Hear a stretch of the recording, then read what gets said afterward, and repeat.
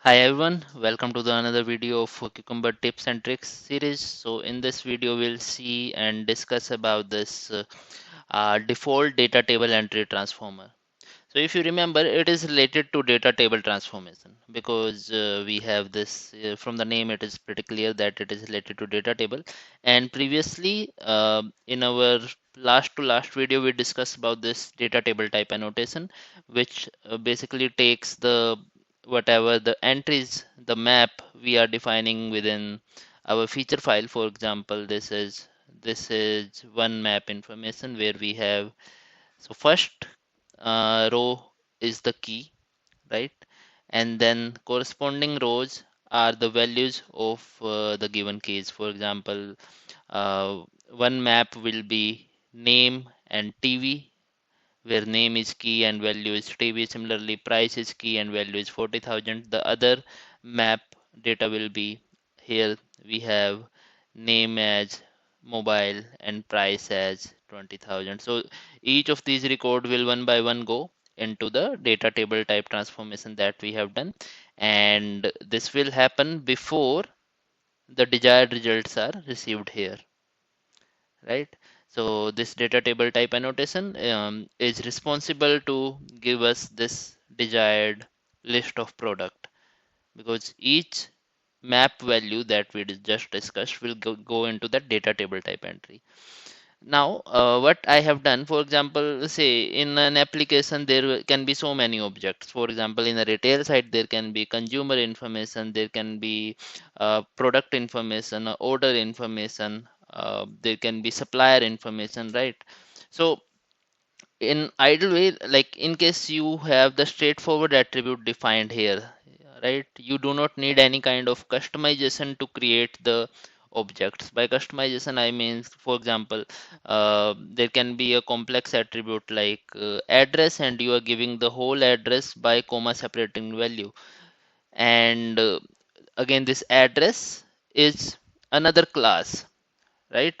This address can have different attributes like city, state, then street. Those kind of address can be there. So there you need some customization logic. So I'm not talking about this case for now. For now, I'm taking like the talking about there is straightforward mapping that you can give. Like here we have first name, here we have last name. Similarly, single attribute name, single attribute price, right?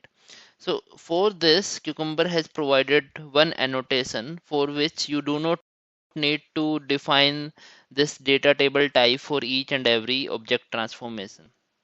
If your object transformation is pretty straightforward, attribute to attribute, I mean the attribute that you have defined in feature file, the same attribute can be defined in POJO, as is, then you do not need to use data table type annotation. This is the annotation. So in case there is no data table type annotation observed, the Cucumber will automatically go into this form. And how it works, let me show you that. So I will remove this because we have already demoed this part in our previous video of data table type. So this particular annotation works with the help of ObjectMapper from Jackson library. You can take any other like JSON as well, or any other transformer as well. But for this, we have taken Jackson as the example. So what it does, again, the it is input which is coming in from the feature file, and it is type of class. Like this type is related to reflection. Here we can see this is an interface. You can just consider the type as one of the type of the POJO class that we have defined. Now from your feature file, right, you have this from data. This from data is nothing but again that map entry only. Here we have defined a generic object, but in runtime you will be able to see that this from will be the same map entry that we were getting previously. And this type will be deduced at runtime by Cucumber on basis of what POJOs that we have already, right? Because it already have the data coming in here, and the type, it will be automatically deducted. Let me quickly show you that.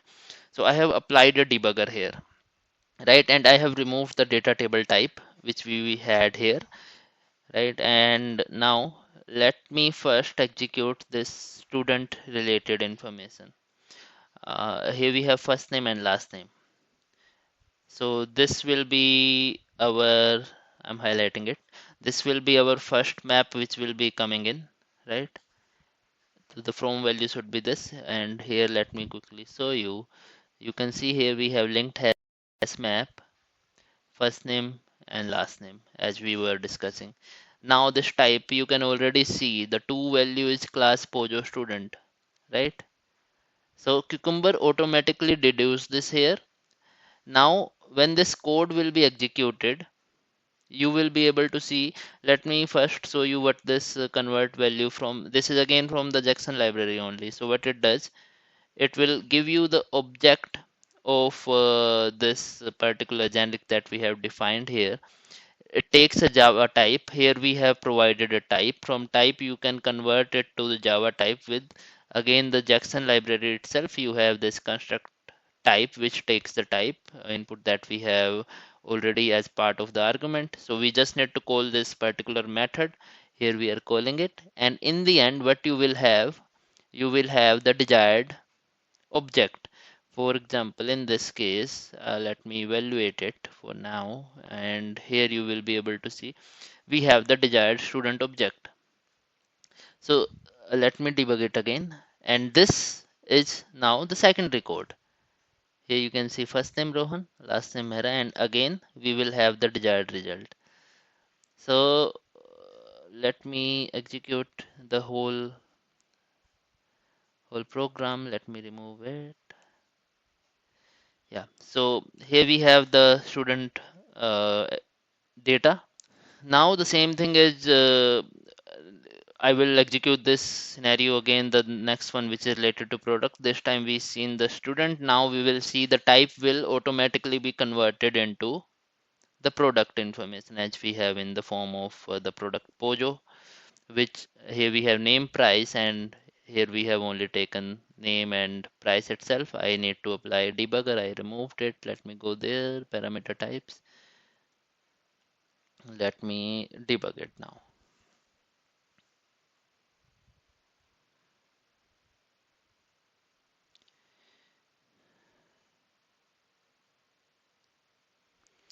So here you can see we have from information for the product, price and name, and see it is already automatically taking product. So that's how this transformation will work. I'm just removing this debugger and we'll just continue. So here we can see. So no data table type annotation is there and our program is working fine. Now this is one annotation which you can provide for every data table type transformation. Now when that data table type transformation which we discussed previously actually comes into the picture, is something related to this kind of situation where say in one of the column you have provided some information in form of like for your scenario it is important to pass it like that for readability purpose, but in actual it is the complete, like there can be different attributes of a class within that particular value. For example, if we talk about products, I have taken it as a demo purpose only. So products, as we just understood, it had name and price. So we are saying that the customer has made the following order. That means this John Doe has made this order of laptop and coffee, and this was the price of laptop and this was the price of coffee. Similarly, the other customer, Jane Smith, had made the product order for this notebook of say 99,999 and then a smartphone worth maybe, let me give some value here, say 10,000 for example, right? So we know like this order information will have a string attribute which will be customer and then list of product, right? This is basically one product here, this is basically second product, right? So we are passing this kind of information from the feature file. So that's where we will be relying upon data table type transformation, because let me quickly show you what happen if we do not have this transformation. Here I will just comment this part. I would need to recompile the code. Let me do that with this.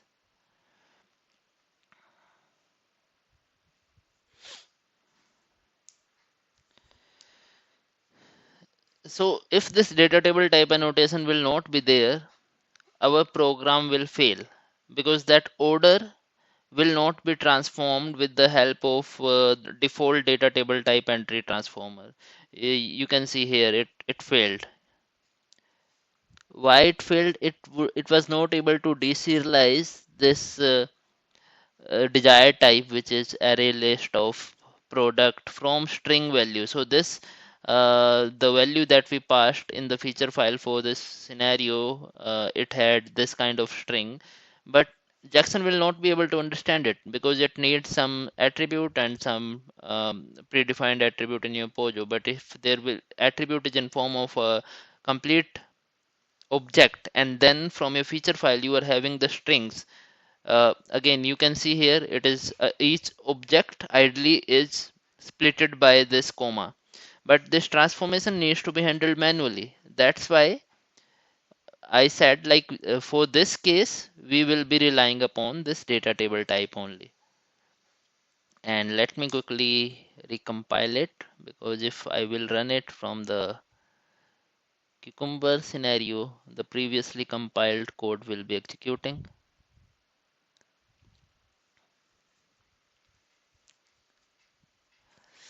And now I will show you what I have done in data table type. First we shall see that the third scenario should also pass, because now we have the data table type transformation for this order related object. Here you can see we have the order related information. This is the order objects that we have, right? And now let's talk about this. We have, this is the step definition. So here what I have done, I know again the map entry will come here. I have created the object, right? Order object, because this is the desired return type that we need. Now we just need to set the attributes here. And how we can do that? Customer is straightforward, because this is coming as age from here and this is a string, so we can just set customer here, right? Now the second thing is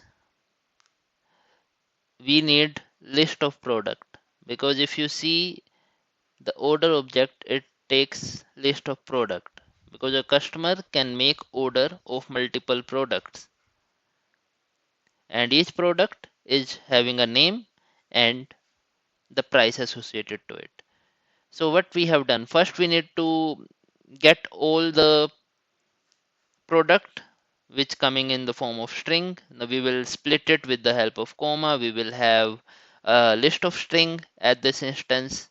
Here we have kind of you can say list of stream of string, because we are using stream of, right?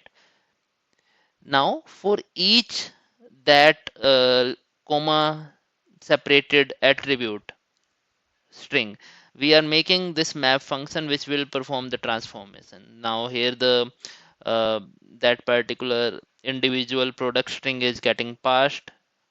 We are just splitting it again. We get the array of string. The first index has the name, the second index has the price. So we are splitting it with the help of colon, right?